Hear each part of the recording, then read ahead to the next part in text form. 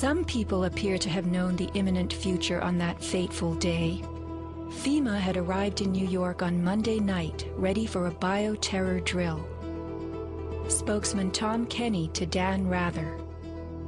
To be honest with you, we arrived on late Monday night and went into action on Tuesday morning. And not until today did we get a full opportunity to work the entire site other than the spot at Church and Day to which we were deployed. And Rudy Giuliani, mayor of New York, tells ABC's Peter Jennings that he was aware the towers would be coming down. What is going on now is a massive rescue effort. Do you believe it's hundreds or thousands?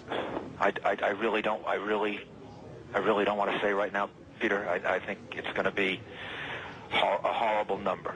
I saw people jumping out of the World Trade Center. I saw some of the firefighters who I know going into the building. And we were in a building in which we were trapped for about 10, 15 minutes. And we set up headquarters at 75 Barclay Street, which was right there with the police commissioner, the fire commissioner, the head of emergency management. And we were operating out of there when we were told that the World Trade Center was going to collapse. The World Trade Center was going to collapse. It was going to collapse. It was going to collapse. Similarly, Larry Silverstein, new leaseholder of the World Trade Center, regretfully declared that a decision was made to pull Building 7 by the end of the day, the last structure added to the World Trade Center complex. Let's hear Mr. Silverstein's actual words, delivered for our benefit in the 2002 PBS documentary America Rebuilds. I remember getting a call from the fire department commander telling me that they were not sure they were going to be able to contain the fire.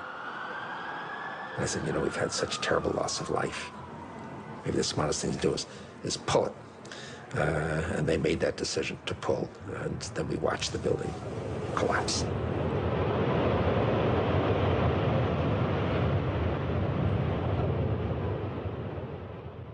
Blast, shoot, blow, and pull are terms used in the demolition industry to refer to bringing down buildings, bridges, and other structures. Because I actually blew the hospital down that I was born in. Originally, we had figured to shoot it, let it drop straight down. Then, watch Demolition Dynamics attempt a big blast. And from Ground Zero's own post-disaster wrecking crew. By mid-December, the Department of Design and Construction had leveled World Trade Center buildings 4 and 5. Hello? Oh, we're getting ready to pull building 6.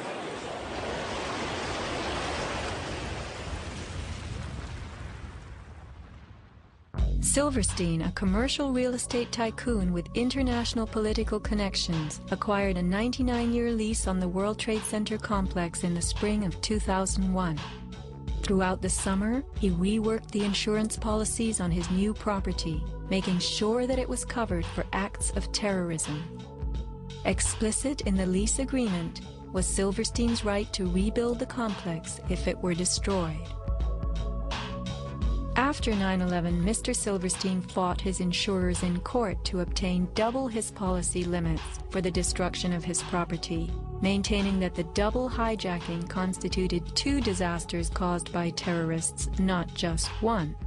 He won and was awarded over $7 billion, a magnificent return on his original $15 million investment. My first reaction is to think about the families of those people, the tragedy, the magnitude of it. However, I firmly believe that we should rebuild.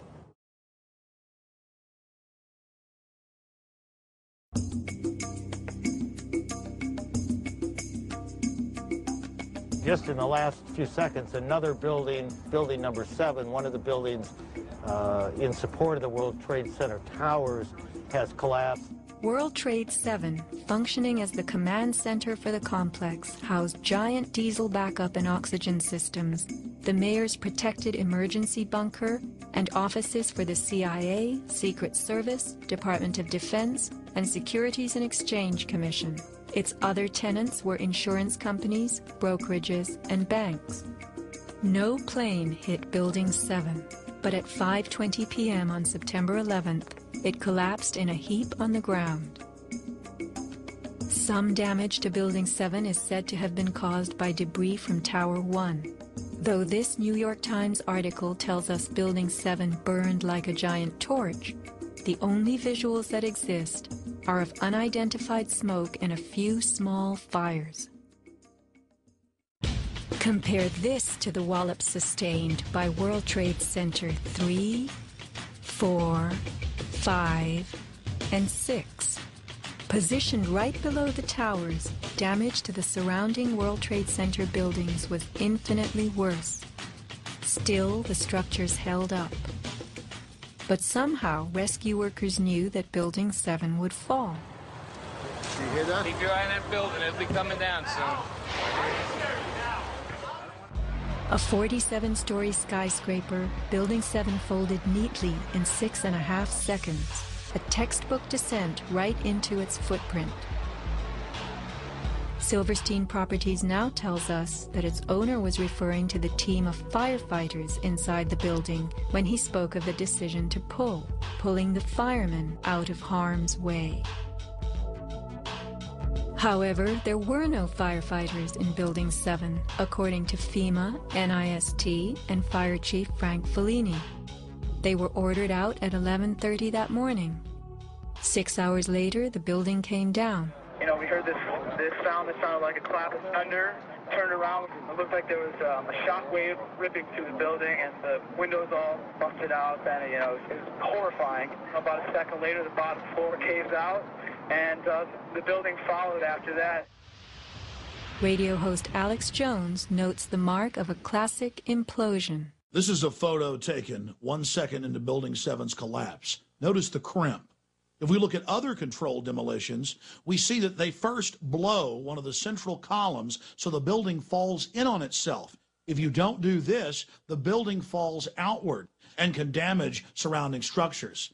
Building 7 had a classic crimp or wedge. Its central column was blown out first, so it didn't structurally damage buildings just a few feet away from it. Remember the mayor's emergency bunker? Ensconced on the 23rd floor of Building 7, it was retrofitted with superglass, water, oxygen, and its own generator. But Mayor Giuliani chose to find emergency shelter elsewhere on September 11th. Why Building 7? Even the media and its experts were confused. The History Channel interviews structural engineer Ramon Gil-Sans, who points out the obvious crimp and even speaks of the implosion. Engineers are not just focusing on the Twin Towers. The most disturbing structural event was not that the Twin Towers fell, but that Tower 7, ignited by flying debris, fell due to fire alone. Building 7 was a steel frame building, and is the first steel frame building that has collapsed due to fire. The failure of the building was an implosion. So it failed completely different than Towers 1 and 2, in which the floors failed first. Why Building 7? Let's ask the question again. As the WTC Command Center, was it the hub for the 9/11 plan? Also, in 6.5 seconds, lost forever were thousands of SEC case files on corporate fraud, including those relating to the notorious activities of giants WorldCom and Enron.